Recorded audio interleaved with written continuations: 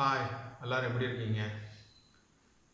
இன்றைக்கி நம்ம ஆன்லைன் கிளாஸில் ஃபில்டர் சர்க்யூட்ஸ் பார்க்க போகிறோம்.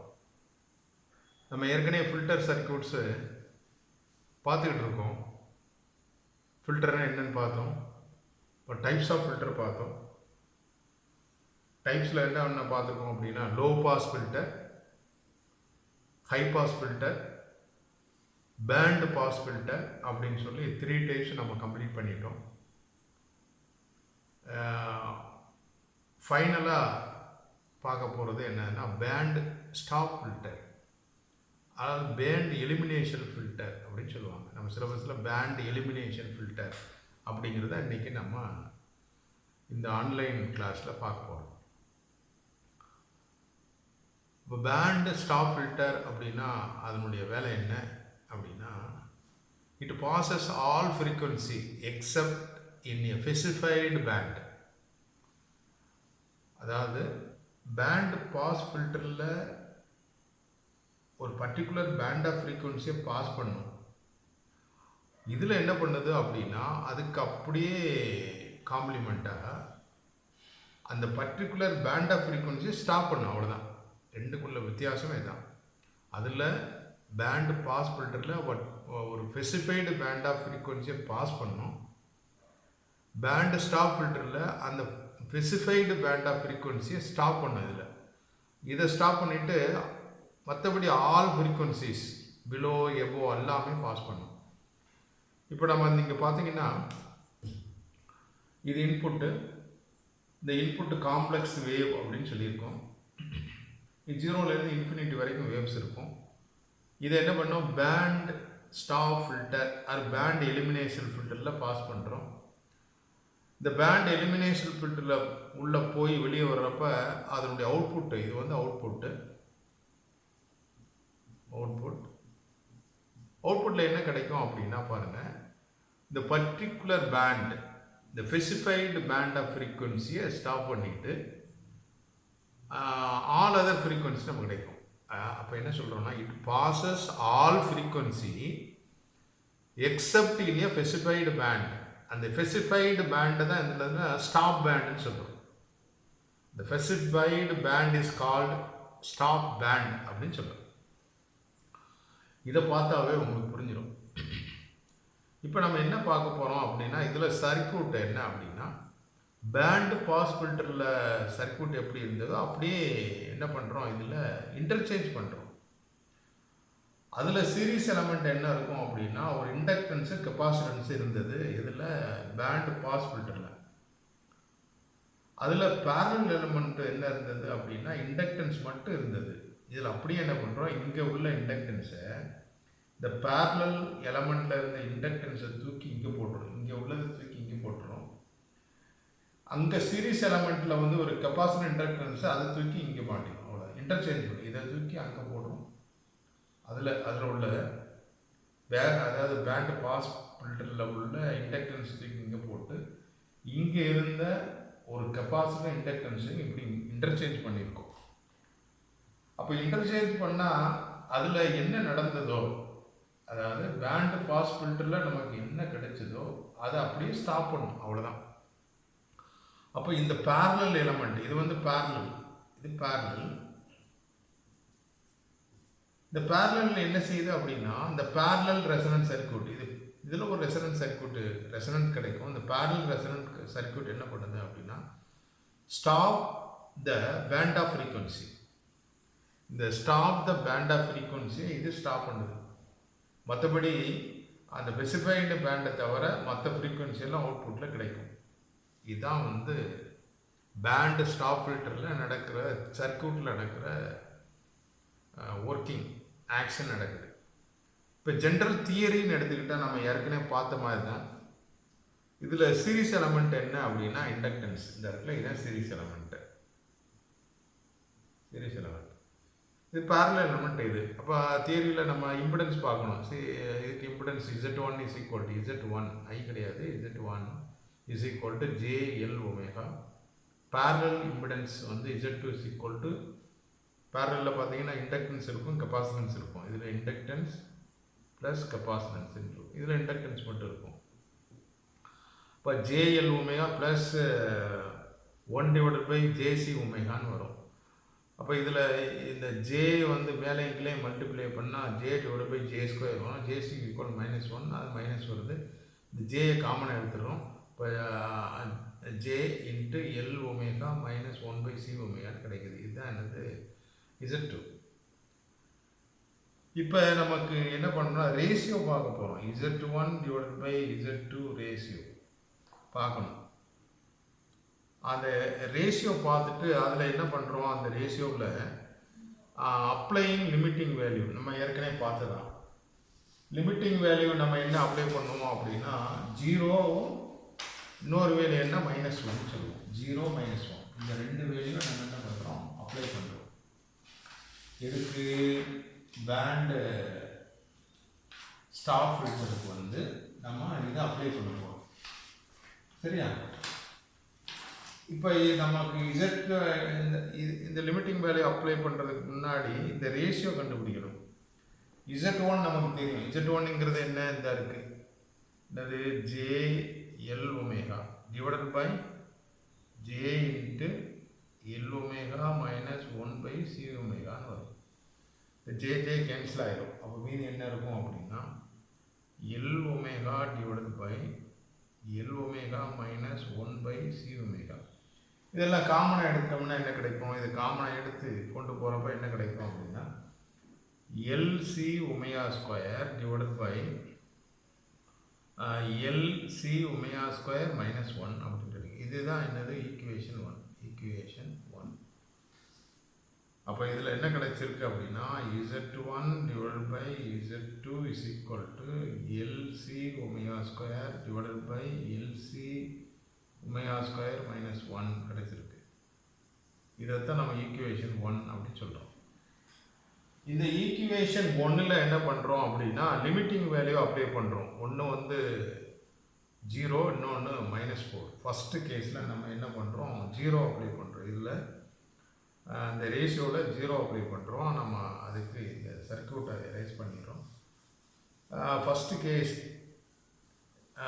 லிமிட்டிங் வேல்யூ 0வை நம்ம அப்ளை பண்ணால் என்ன கிடைக்கும் அப்படிங்கிறத நீங்கள் போட்டு பார்த்தா உங்களுக்கு தெரியும், டீட்டெயிலாக தெரியும். இப்போ நம்ம அதை வந்து நம்ம போட்டு பார்ப்போம். இப்போ case 1 when Z1 divided by Z2 is equal to 0 அப்படின்னு நம்ம சப்ஸ்டிட் பண்ணுறோம். பண்ண என்ன கிடைக்கும், இதில் சப்ஸ்டிட் பண்ணுறோம். அப்போ LC omega square divided by LC omega square -1 is equal to 0 அப்படின்னு அப்ளை பண்ணுறோம். அப்ளை பண்ண என்ன கிடைக்கும் அப்படின்னா இதில் இருந்து from this LC omega square -1 is equal to 0 அப்படின்னு வரும். இதில் இருந்து LC omega square is equal to 1. நமக்கு என்ன omega square is equal to என்ன 1 டிவைட் பை LC கிடைக்கும். 1 டிவைட் பை LC. அப்போ ஒமேகா ஈக்குவல் டு என்ன அப்படின்னா 1 டிவைட் பை √LC கிடைக்கும். அப்போ F வேணும். F இஸ் ஈக்குவல் டு நம்ம பார்த்தோம்னா F இஸ் ஈக்குவல் டு என்ன அப்படின்னா 2πF is equal to omega.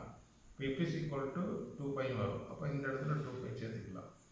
அப்போ F is equal to 1 divide by 2π into √LC.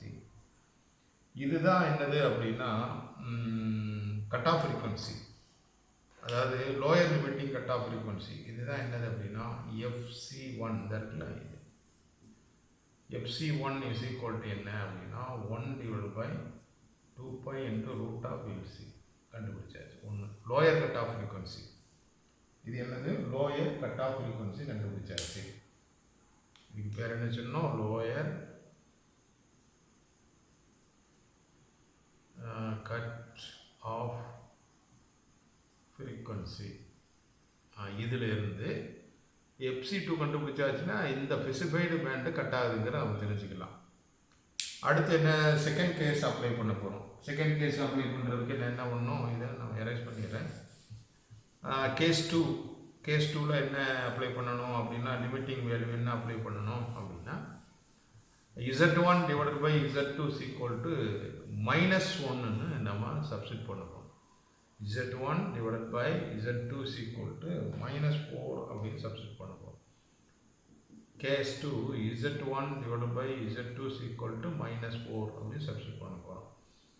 இப்போ நம்ம ஏற்கனவே பார்த்துட்டோம் அந்த ஈக்குவேஷன் 1 என்ன, அதில் தோண்டி சப்ஸ்டிட் பண்ணி ஈக்குவேஷன் 1 is equal to என்ன, LC omega square divided by LC omega square -1.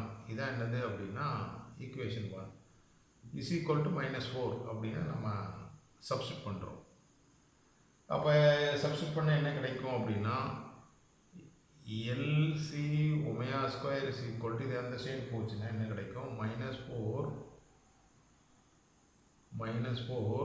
Into LC omega square -1 அப்படின்னு எழுதலாம். இந்த 4 உள்ள நம்ம மல்டிப்ளை பண்ணால் -4 எல்சி ஒமேகா ஸ்கொயர் ப்ளஸ் 4 ஆயிடும்.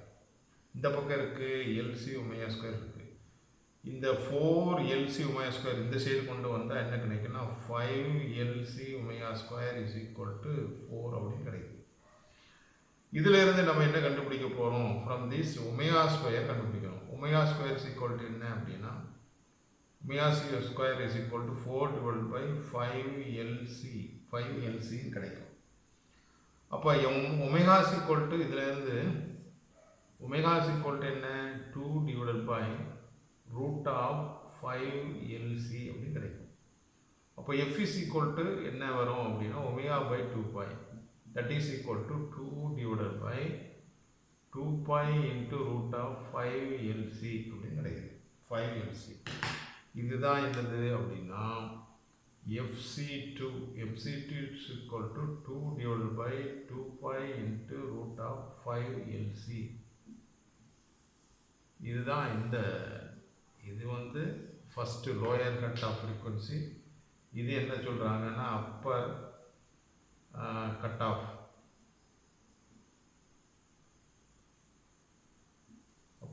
ஆஃப் ஃப்ரீக்வன்சி, இது லோயர் கட் ஆஃப் ஃப்ரீக்வன்சி அப்படின்னு சொல்லி ரெண்டு பார்த்தாச்சு. இப்போ ரெண்டு ஃப்ரீக்வன்சி நமக்கு தெரிஞ்சு போச்சு. இந்த ஸ்பெசிஃபைடு பேண்டு தான் நமக்கு கட் ஆகுது. இந்த ஸ்பெசிஃபைடு பேண்ட் ஆஃப் ஃப்ரீக்வன்சி நமக்கு கட் ஆகுது. இதை வச்சுக்கிட்டு நம்ம அப்போ எதுலேருந்து எது வரை கட் ஆகுது அப்படின்னா from this value, from 1 divided by 2π into root of LC to எங்கே வருது, இங்கே வரைக்கும் வருது அப்படின்னா 2 divided by 2π into root of 5 LC from this value to this value. இது இந்த specified band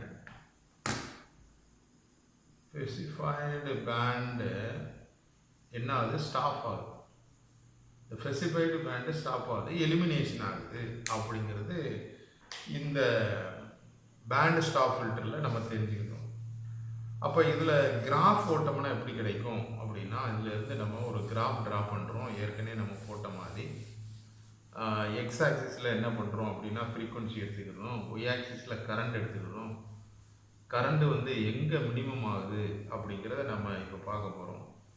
அந்த ஸ்பெசிஃபைடு பேண்டு தான் என்ன ஆகும்னா அப்போ மினிமம் ஆகும்.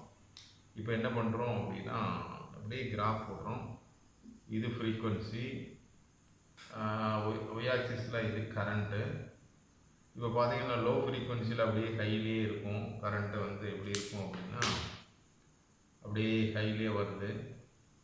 ஒரு பர்டிகுலர் ஃப்ரீக்வன்சி வரும், டக்குன்னு இப்படி 0 ஆகிடுது. பழையபடி என்ன ஆகுது அப்படின்னு இப்படி வருது, இந்த மாதிரி கிரீஸ் ஆகுது. இந்த கரண்ட்டு க்ளோ ஆகுது ஒரு பாயிண்டில், அதுதான் என்னது FC1. பழையபடி ஹை ஆகுது, மேக்ஸிமம் கரண்ட் வருது. இதுக்கு நேரம் நம்ம ஒரு டாட்டா வச்சு சேர்த்தோம்னா இது என்ன FC2 அப்படின்றது. இதனுடைய ஃப்ரீக்வன்சி நம்ம கண்டுபிடிச்சிருக்கோம். என்ன 1 divided by 2π into root of LCன்னு பார்த்துருக்கோம். இதனுடைய ஃப்ரீக்வன்சி கண்டுபிடிச்சிருக்கோம் 2 divided by 2π into root of 5 LC அப்படின்னு பார்த்துருக்கோம். இதில் இருந்து இந்த ஃப்ரீக்வன்சி இந்த இது வந்து என்னது அப்படின்னா அந்த இடத்துல என்ன சொல்கிறோம் அப்படின்னா ஸ்டாப் பேண்டுன்னு சொல்கிறோம். ஸ்டாப் பேண்ட், இந்த ஸ்பெசிஃபைடு பேண்டை தான் it is called stop pant சொல்கிறோம். இது நம்ம எலிமினேஷன் ஆகுது அப்படிங்கிறத பார்க்கணும். அடுத்து நம்ம ஏற்கனவே பார்த்த மாதிரி என்னது அப்படின்னா இதனுடைய கேரக்டரிஸ்டிக்ஸ் இம்பிடன்ஸ் Z கண்டுபிடிக்கணும். Characteristics impedance Z is equal to என்ன அப்படின்னா Z is equal to root of Z1 into Z2 அப்படிங்கிறத நமக்கு ஏற்கனவே தெரியும். அந்த characteristics impedance is Z is equal to என்ன root of Z1 Z2 Z1 into Z2. அப்போ Z is equal to என்ன பார்க்க போகிறோம் அப்படின்னா root of Z1 நமக்கு தெரியும். Z1 is equal to என்ன J L ஒமேகா அப்படின்னு தெரியும். Z2 is equal to என்ன J into J L omega minus 1/c omega அப்படின்னு நம்ம ஏற்கனவே பார்த்தோம். இதை மல்டிப்ளை பண்ணால் என்ன கிடைக்கும் அப்படின்னா that is equal to root of -1 into L divide by C minus எப்படி எழுதணும்னா ஒரு ஸ்டெப் எழுதணும்னா என்ன கிடைக்கும் அப்படின்னா இது காமனாக கொண்டு வந்தோம்னா LC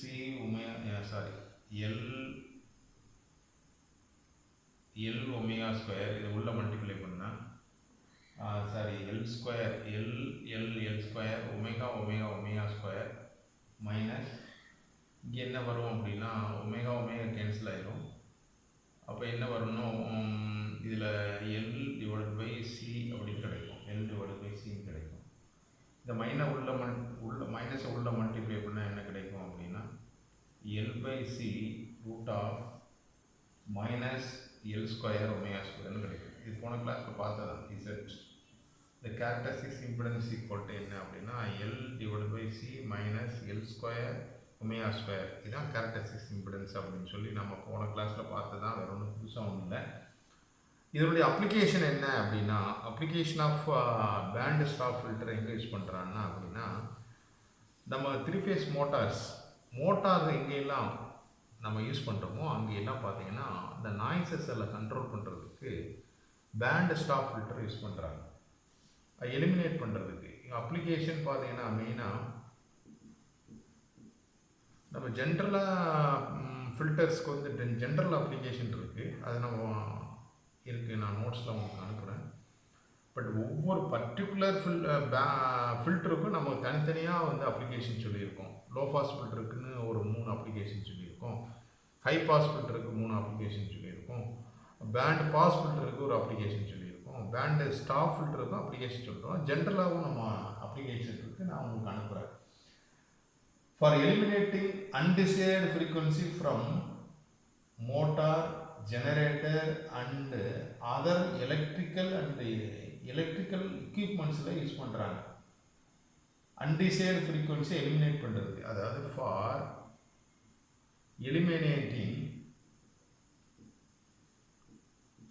eliminating undesired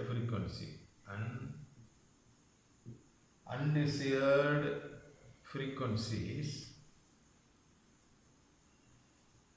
from எதில் நம்பர் 1 மோட்டார்ஸ், நம்பர் 2 ஜெனரேட்டரில் உள்ள இதுக்கு யூஸ் பண்ணுறாங்க. And other electrical and electronic equipments.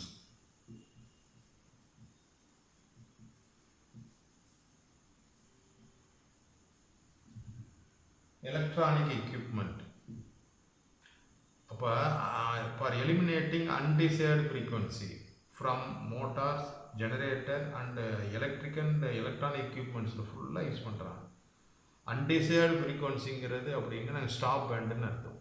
Stop pant இந்த ஸ்பெசிஃபைடு பேண்டுங்கிறது இந்த இடத்துல அன்டிசைர்டு ஃப்ரீக்வன்சின்னு சொல்லியிருக்கோம்.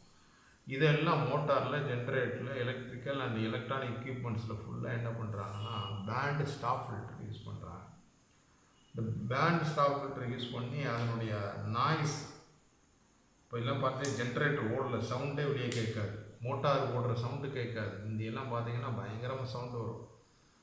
அந்த சவுண்டை அரெஸ்ட் பண்ணுறதுக்கு என்ன பண்ணுறாங்கன்னா பேண்டு ஸ்டாப் ஃபில்டர் யூஸ் பண்ணுறாங்க. அதெல்லாம் இதனுடைய அப்ளிகேஷன். இது ரொம்ப முக்கியமானது. இப்போ இப்போ நம்ம இது வரைக்கும் நம்ம என்ன பார்த்துருக்கோம் அப்படின்னா ஃபஸ்ட்டு யூனிட்டு நம்ம கவர் முடிச்சிட்டோம். இதில் நம்ம கடைசியில் உள்ளது என்னது அப்படின்னா ஃபில்டர் சர்க்யூட்ஸ். ஃபில்டர் சர்க்யூட்டில் ஒவ்வொரு ஃபில்டருக்கும் பார்த்தீங்கன்னா அது ஜென்ரல் தியரி உண்டு. அதில் ஃபஸ்ட்டு நம்ம என்ன பார்த்தோம்னா லோ பாஸ் ஃபில்டர்னு பார்த்தோம். அதில் வந்து என்னென்னா லோ ஃப்ரீக்குவென்சியை பாஸ் பண்ணோம், ஹை ஃப்ரீக்குவென்சியை ஸ்டாப் பண்ணோம். அதுக்கு நம்ம ஜென்ரல் தியரி பார்த்தோம், அதனுடைய அப்ளிகேஷன் பார்த்தோம். அதுக்கப்புறம் வந்து என்ன பார்த்தோம் அப்படின்னா ஹை பாஸ் ஃபில்டர்னு பார்த்தோம். இது passes high frequency but stop low ஃப்ரீக்குவென்சின்னு பார்த்தோம். இதுக்குமே பார்த்தீங்கன்னா இதுக்கு அப்ளிகேஷன் நம்ம பார்த்தோம். அடுத்து பேண்ட் பாஸ் ஃபில்டர் பார்த்தோம். பேண்ட் பாஸ் ஃபில்டராக ஸ்பெசிஃபைடு பேண்ட் ஆஃப் ஃப்ரீக்குவென்சியை பாஸ் பண்ணணும். அதனோட டீட்டெயில் பார்த்தோம், அதனுடைய அப்ளிகேஷன் பார்த்தோம். இப்போ கடைசியில் வந்து பேண்ட் ஸ்டாப் ஃபில்டர். இது என்னன்னா அந்த ஸ்பெசிஃபைடு பேண்டை வந்து ஸ்டாப் பண்ணுறோம். ஸ்பெசிஃபைடு பேண்ட் ஆஃப் ஃப்ரீக்குவென்சி இதில் ஸ்டாப் பண்ணுறோம். அதை தவிர மற்றதில் நமக்கு வெளியே வரும். அதுதான் இந்த கிளாஸில் பார்த்துருக்கோம். இப்போ நம்ம என்ன எல்லாம் ஃபுல்லாக பார்த்தீங்கன்னா இந்த யூனிட்டில் எல்லாமே கம்ப்ளீட் பண்ணியாச்சு. இதனுடைய நோட்ஸ் எல்லாம் உங்களுக்கு நான் அனுப்பி வைக்கிறேன், எல்லாம் படிங்க. நம்ம ஒரு தெளிவாகுங்க. இதில் உங்களுக்கு டவுட்ஸ் இருந்ததுன்னா நீங்கள் எப்போ வேணாலும் கேட்கலாம். நம்ம கிளாஸில் வந்து டவுட்ஸ் எல்லாம் நம்ம கிளியர் பண்ணிக்கலாம். ஓகே, பாய்.